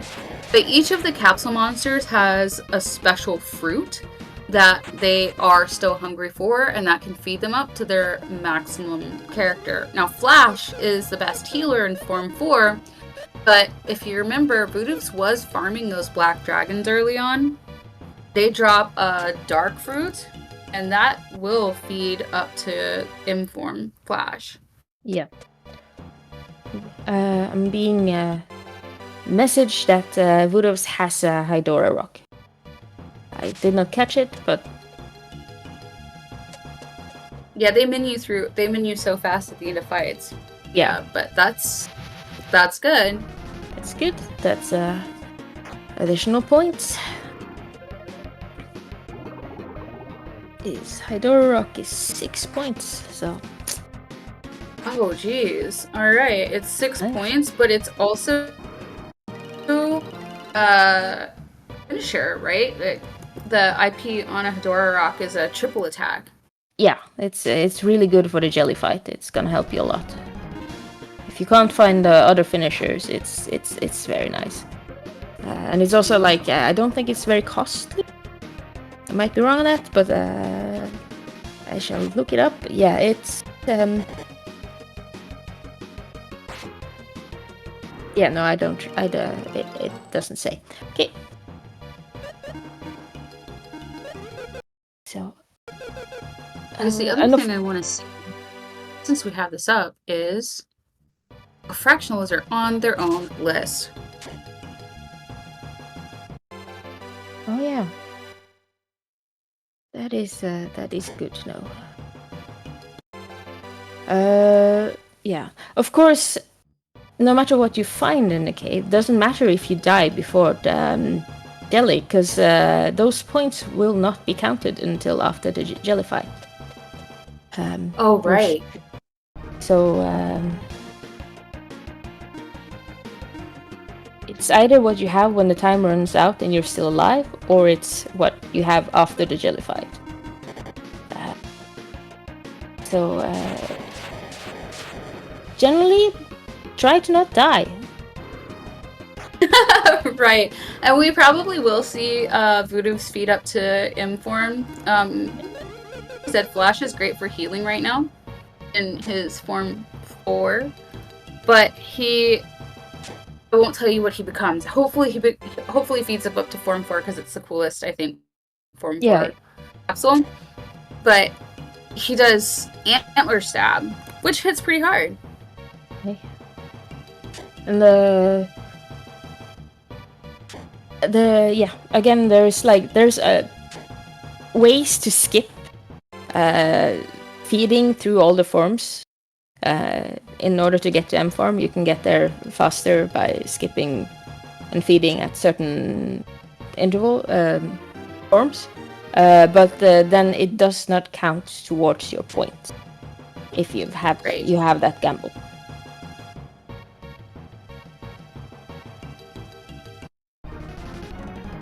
Oh, this is scary. Oh, it's just one. Just one. Oh, he can't get past it, so he has to beat this. Yeah, but he has at least one deadly rod equipped.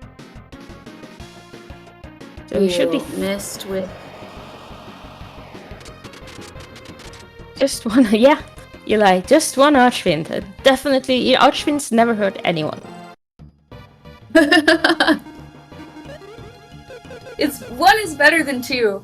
One is definitely better than 2. The trouble is there's 2, and I don't know how he's gonna get around this, but he might be able to lead it up to a point where he can. Oh my god! Yeah, and it's gonna block him in here, so I don't know how he's gonna get around it. The story doesn't have a super if they're very friendly. Oh no! Ooh. If they're very friendly, they'll just stronger. Yeah. Yeah, like that. See, now that is a friendly Archfiend. Yes. Oh. But they can just wipe you out like that. And now the IP's gone. Great.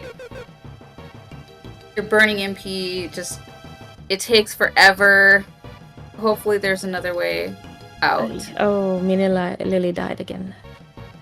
Oh no. Ooh. Well. Oh, Decker, some Archfiends are very friendly.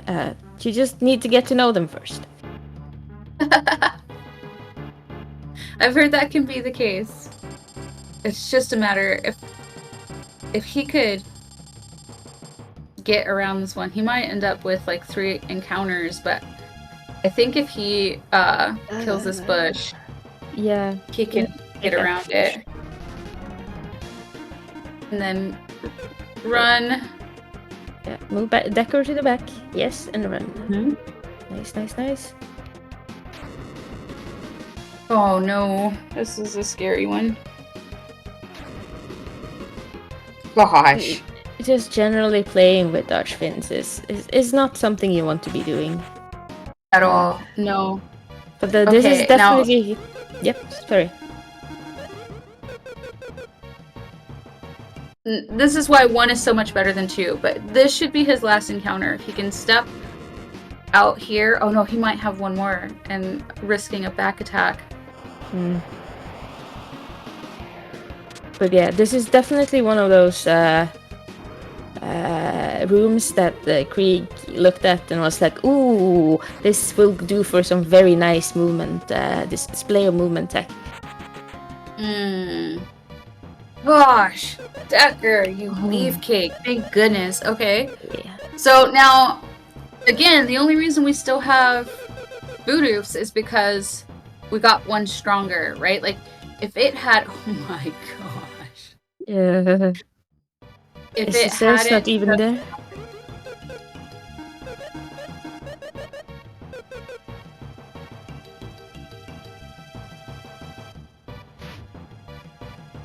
Oh, why though? What are you doing, Whoops? No! Why though? Oh my gosh, he could have gone... Okay, that door is not actually... It's not any better, is it? No.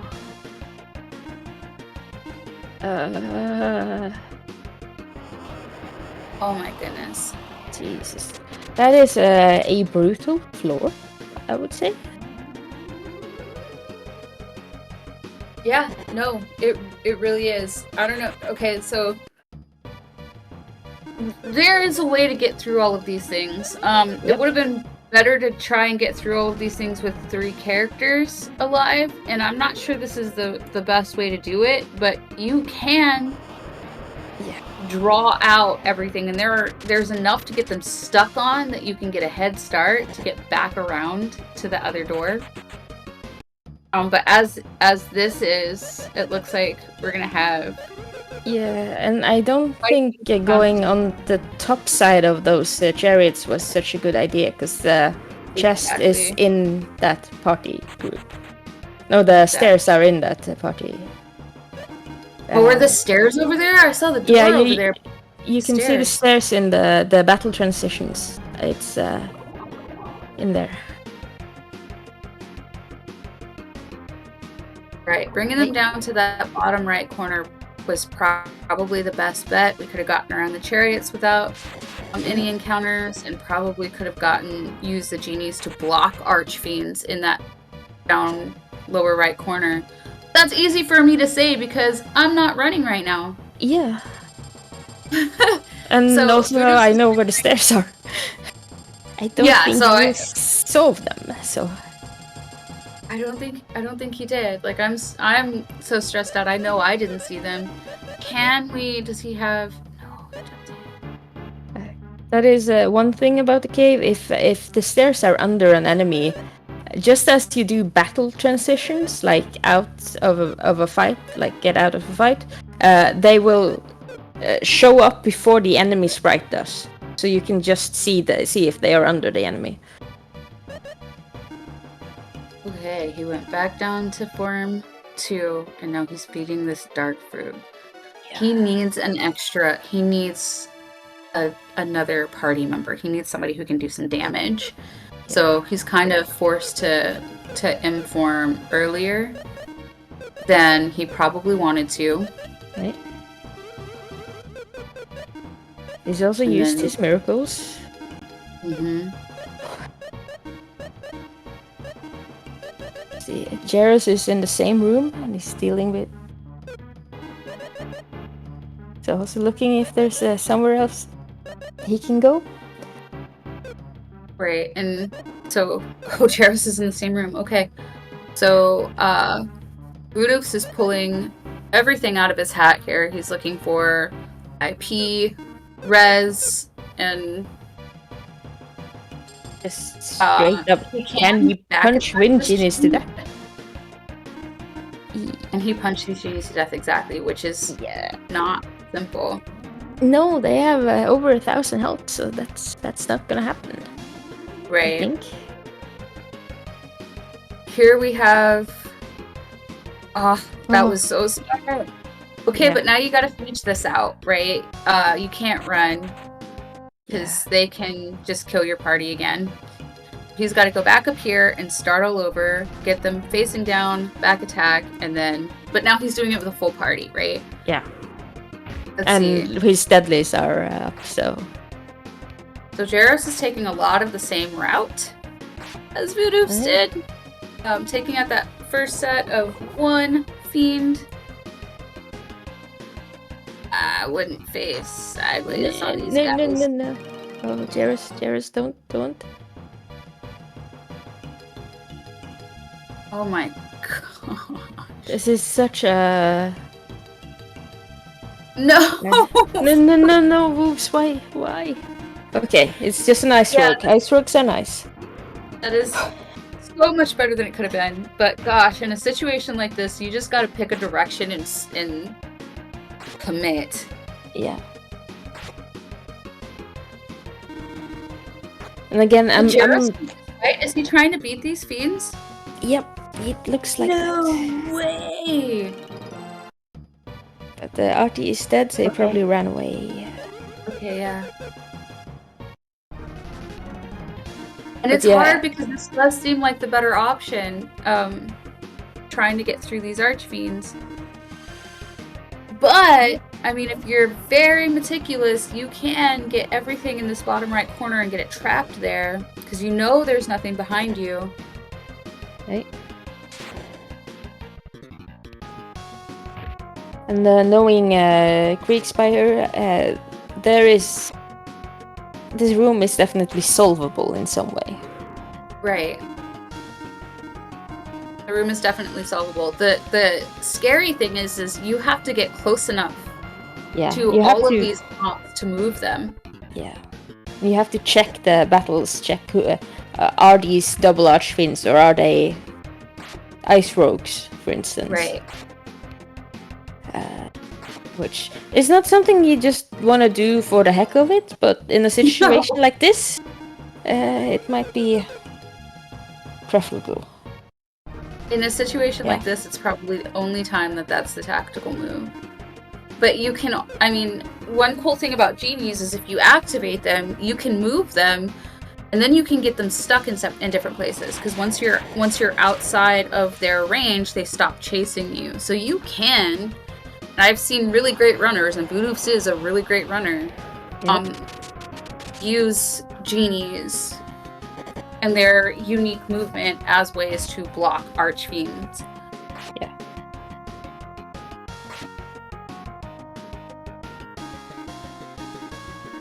But, I mean, I guess that's easier to do on your couch in your own stream than it is in the middle of a competition, so... Yeah, especially if you're a little bit stressed out and a little bit, like, wired, because you're competing. I know I don't think a lot in those situations. No, not at all. Again, it's easy to point these things out because I'm on the couch. But yeah, ooh, that's that's tough for Wolves. That is See, tough. If Jaros has noticed the stairs, they're down to the left in that room. Oh, I saw it that time. Gosh. Yeah. There's no... Yeah, it's... GG, Wolves. GG, indeed. That was hard fought. So... And he found a quiet spot on the dock to reflect. Yeah. His best friends on by his side. That was hard fought. That was... Yep. That's a terrible room. We're gonna talk. I don't think Jerry saw the stairs. Yeah, I don't know. He might be moving things around because he looks like he's staying just on the edge of that genie's periphery. Yep. Oh god, he activated the fiend. Oh, but hey, maybe this is his plan to kind of beat through them. Yeah. You know what? He probably didn't see the stairs and is trying to get through that door, but now he's activated an archfiend. But I think that was the Archfiend that was one Ice Rogue and another thing that was not an Archfiend. Will that be true for him? Yeah, the encounter should be the same. It's just like what the enemies do in the encounters. Gotcha. Okay. Alright, so there's one encounter. Mhm.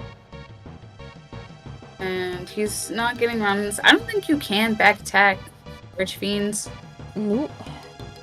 Yeah, so he might as well just Why take you it want- unless he's gonna get it. Yeah. Oh yeah, he So you definitely Sorry. he definitely thinks he's going through that door. Oh, maybe not. He must have saw the stairs. Oh, that's Yeah. nice. That's the way to do it. That's the way to go. Now, when he gets out of this, he's also in range of that genie, which might be facing the other direction, so it might not be activated, and they only activate if they see you.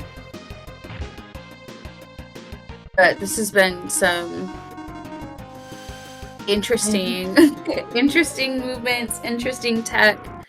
Yeah, This my is palms quite- are definitely sweaty over this. There it is! Oh my gosh! Now, this is really cool because even if he dies here, his run is not over. The man is on the stairs. Yes, it will just be level 1 with no gear, but hey, we'll take it. Right, exactly. Level 1 with no gear, but then if he can make it to the next 10th floor, he gets more points. Like, it's not over. And he didn't die, so hey. Way to go! First tourney. That is good movement. Hi. Those are some lovely, nice little genies who didn't murder him. This is what it looks like to run with ice water in your veins. You just what it took to stay cool in that situation. I'm not playing and I'm stressed out and it's time to move on to the next room. Yeah. Okay. Yeah, kudos, man. And there's a blue chest behind an Archfiend. No, yeah, I saw which that. is so tempting. Especially when you don't have a finisher and you're like, well, maybe there's a gay display there. That would be lovely. So But yeah, Okay. no, he's not going for it, so we will never know. now he still has some time to find a finisher. Yeah. He's and on he's probably 87. Yeah, Yep. he has time to find a finisher and is probably counting on that. Definitely doesn't know that he's the only one on the field right now. And his stream froze for me, so I'm hoping it gets back soon. froze.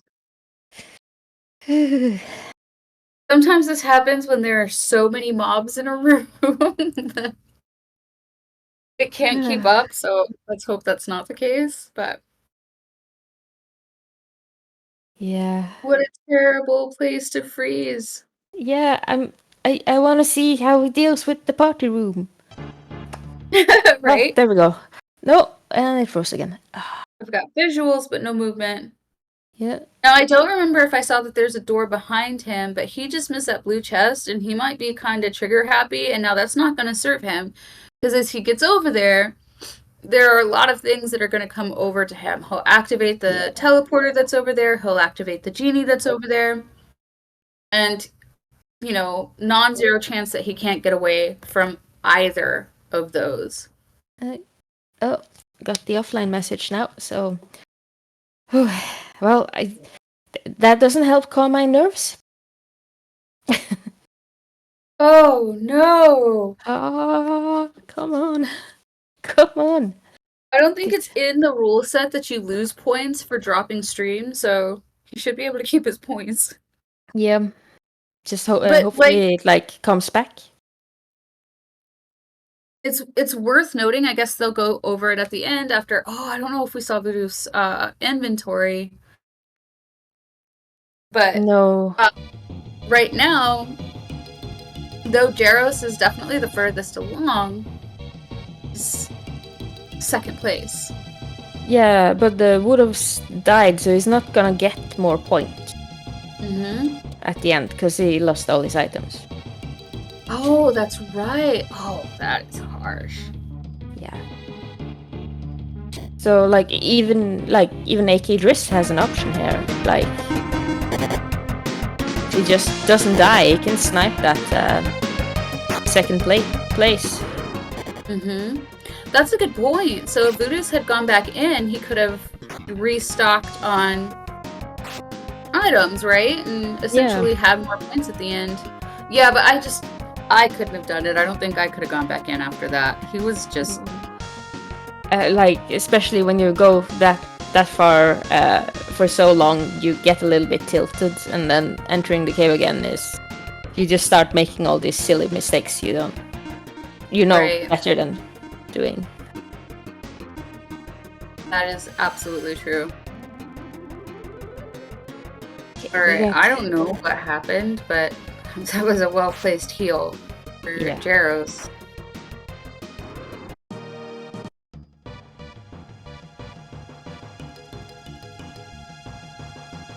Oh my gosh. Now, Jaros, gosh, that's a super familiar name. Maybe it's from like a very familiar game series. Yeah, that could be it. It could be the main character in a game that I may have played or saw somewhere or something. Yeah, that might be tangentially related to this ancient cave thing.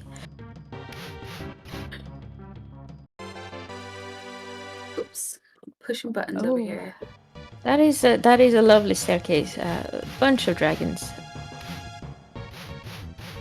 doing dragon things. But it's also like very nice placement of chests and bushes that, yeah, you can probably avoid all but one of them, I think.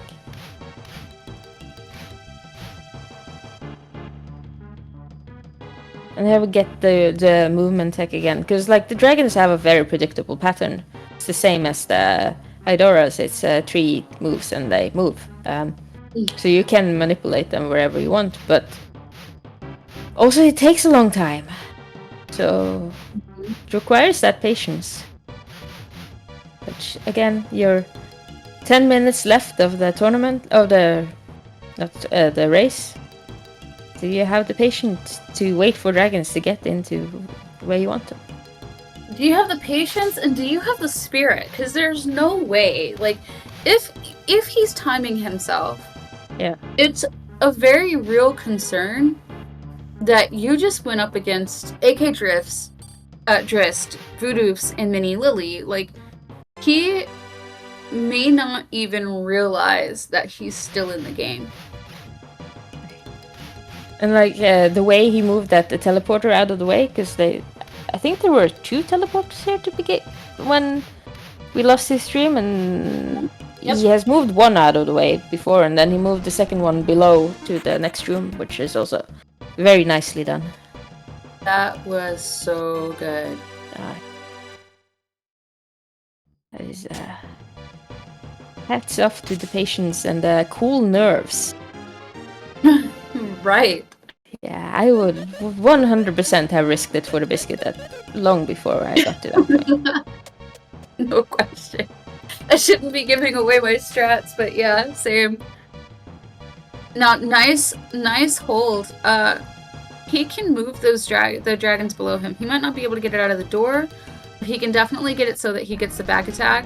It looks like there's a bush right next to him, so he'll probably just take the kill.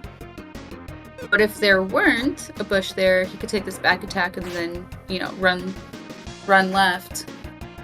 He also has full IP on all his characters. So he doesn't have to think about farming IP unless he dies.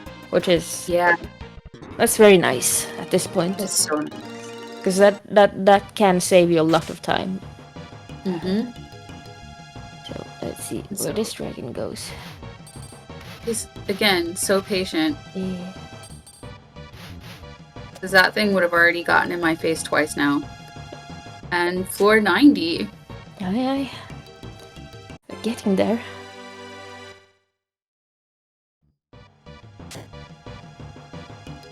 All of these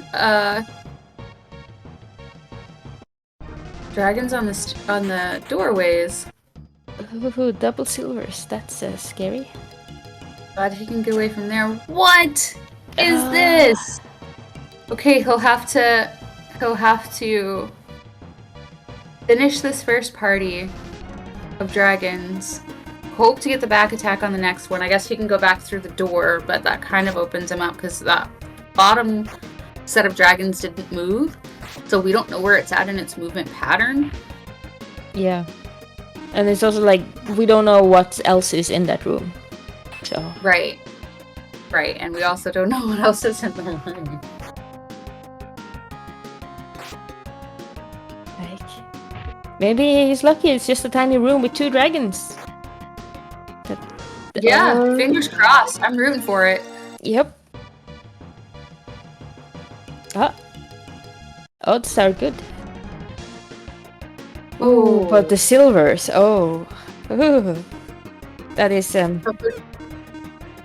For dragons on these levels, we have copper, silver, and gold, and those are kind of ranked in difficulty.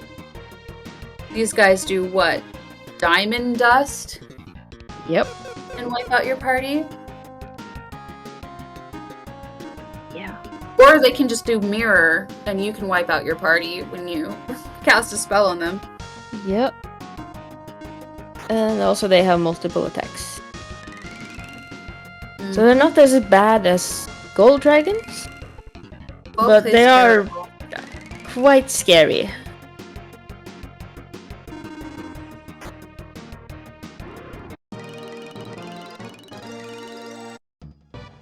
Well done. More, okay. Well, These this are one should be fine. Yeah, he should be able to move that out of that doorway if he's patient. He only has now he's just got 6 minutes left. So almost. Gosh. Come on, dragon, go away. Go away. Yay. Nice. Ooh, it's not the chest we needed. But now it's just a matter of getting to floors. And I think he does have a couple things that he can use for finishers. They're not the best. Yeah, but now he just really needs to get there. Because if the time runs out before he gets to the jelly floor, then that's it. But if he gets to the jelly floor, he has all the time in the world to prepare for the jelly fight. That's exactly right. He just got to 94. And chances are he has a timer up, so he knows. Oh, so yeah, I'm getting messages on the side that he does not have all the time in the world. He needs to start the fight before the 2-hour mark. You have to start the fight before the 2-hour mark. Oh gosh. Yeah. That is well, still, as long as he doesn't die, he should be good for points. To at least. And if he gets there, like, that is extra points, and he will take first place. But still, AK Drist, like, it will be again down to like counting items. If Jairus doesn't get there, like, AK Drist hasn't died, and he seems to just be waiting, so he can show his inventory to the scorekeepers. Exactly. Yeah, that's really smart. Hey. And Jairus is doing a great job of finding stairs, navigating terrifying rooms. You just gotta keep moving. Yeah. Now, when he gets there, apparently he doesn't have all the time in the world, so nope. He will definitely not have time to feed, but he has to outfit his group, right? He has to put rocks on the right people, rings on the right people.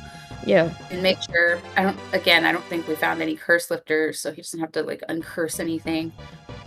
But he does have to make sure that he is fit for take any potions. What is he doing?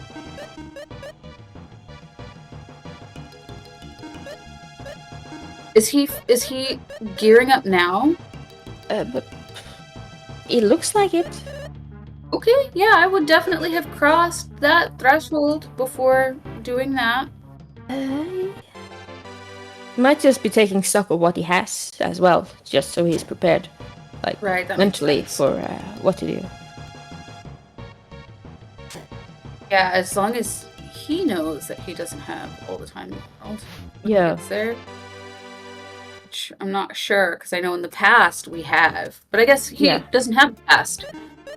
So. No. Nice. He's ready. You do not have time to feed, I think.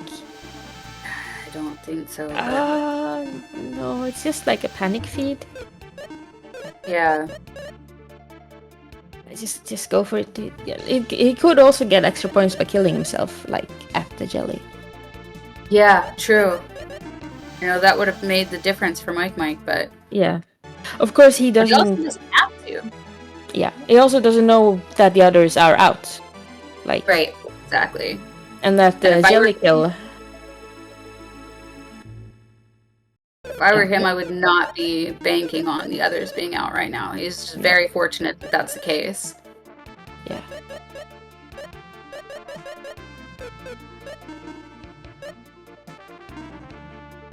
Fry Sword is good. Fry Sword is a good potential finisher. Mm-hmm. You got spells. You got on for Artie and Maxim. You got a Decker Blade for Decker. You could equip Mist Rapier for... Get up there, dude. Yeah.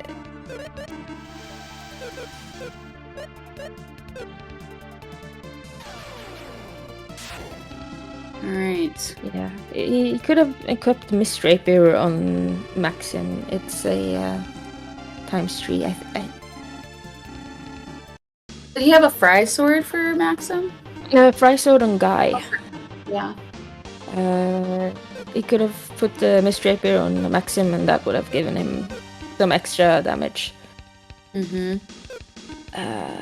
But then again, he had 1 minute left. He's probably quite stressed out. Yeah, no question. He seemed cool as a cucumber in some of these rooms here, but I'm pretty sure it's some things going on in his head right now. Yeah. Oh, but now his goal here is he only has 3 rounds to display his strength.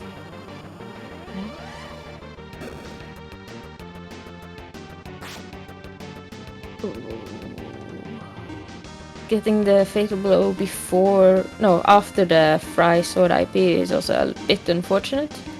Mm-hmm. But it was a pretty good fatal blow judging from chat. Yeah, even so, yeah. Yeah, he might have it. If they keep if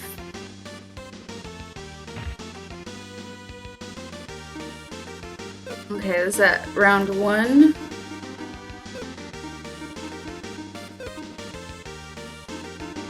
Yeah, come on, give us a crit. Give us a crit. I can't believe he got here, man. He flew. Yeah. Through the 90s. Hey.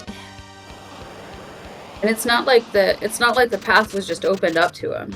No. There were some really good show-offs against those dragons. Just patient and knowing what to do and what to look for, and yeah. It's hard to nail impressive. that balance. Like you were saying earlier, for the speedrunners, whoa, okay, for the speedrunners, 2 hours seems like all the time in the world, but that balance is... Yep. When you're picking up items, that time goes fast. Mm-hmm. But alright, so no kill, but we still have ourselves a champ. Yep. So at least one. Apparently I am getting a message that the jelly had 58 HP left. No way! Oh, I wish I didn't know. That hurts. But he is in point lead. So now the runners just have to show the scorekeepers their inventory so we can count up points. GG to the runners. Jaros, Yeah. what a freaking debut. What a debut. I'm going to jump in That here and was- say that our score tabulators have done everything that they needed to do in order to track scores as they went. And Jaros was easy to track since he was the only person there, unlike last round with Eve and Mike going, like crazy at the end there. So this is pretty definitively a Jaros victory, with Voodoof's moving on to the wild cards, which is, well, pretty darn fantastic. So Jaros wins his first ever Ancient Cave speedrun marathon round and advances straight to the finals, which is, well, I don't know about you, but I think that's pretty darn awesome. That's pretty awesome. That's so cool. I'm very, very impressed. So with that said, And welcome back to retirement for the olds. bring everyone in here for a quick little post round. And we can congratulate our runners. So if you guys didn't hear me, and if you weren't paying enough attention in chat, Jaros, congratulations. Holy shit. You have advanced to the finals with your nearly successful jelly kill. And we'll see you in a couple of weeks, so enjoy your practice. Voodoof's also advances into the wild card rounds, which will perform right before you. So that is something. The HAP left. Oh my god. 58. Fuck. That's painful. Sorry, dude. That was a blast. What those floors with those arch fiends. Oh, I'm nearly shaking. My first run in a tournament, this was really crazy. I should have beat Sully to 4, maybe. I had the time. I just have to encounter the jelly before 2 hours, or? Yep, that was right. You had to encounter the jelly before the 2-hour time limit was up, which is a bit of a unique thing. In past events, we've had it where you could take as much time as you want to set up for the jelly once you get there. In this particular event, that is not the case, and you were. It was good that you hit the jelly when you did, because you had about 50 seconds left to encounter the jelly before the jelly fight itself would have been valid. But you already took the lead because you made it to the final floor, and that actually put you into the position regardless of the jelly fight, which is pretty wild considering. I got no kill on the other guys. Really? Voodoof's. Yeah, good job to everyone. Congratulations to Jaros and Voodoof's, also to Mini Lily and AK Driz for doing a great job, seriously. I look forward to advancing you guys to the finals and preparing for the wildcard rounds, but we don't have all the wildcards yet. Currently, Mike is in the lead for the wildcard slot out of the additional runners who have proceeded through today. And we have one more preliminary round being held next Saturday at the same time, 10 a.m. Eastern Daylight Time. And after that, we will be preparing the finals the week after on August 10th. So anyone who feels like telling your friends about this exciting event and wants to participate in the future, keep an eye on the Ancient Cave Discord, which you can access by, well, just clicking the link that's in the chat in about 2 seconds. And if you want to just chat with your friends, remind them that, hey, they did a good job, or you want to try streaming the Ancient Cave itself, we'll be happy to help you do your runs and get ready for a future event.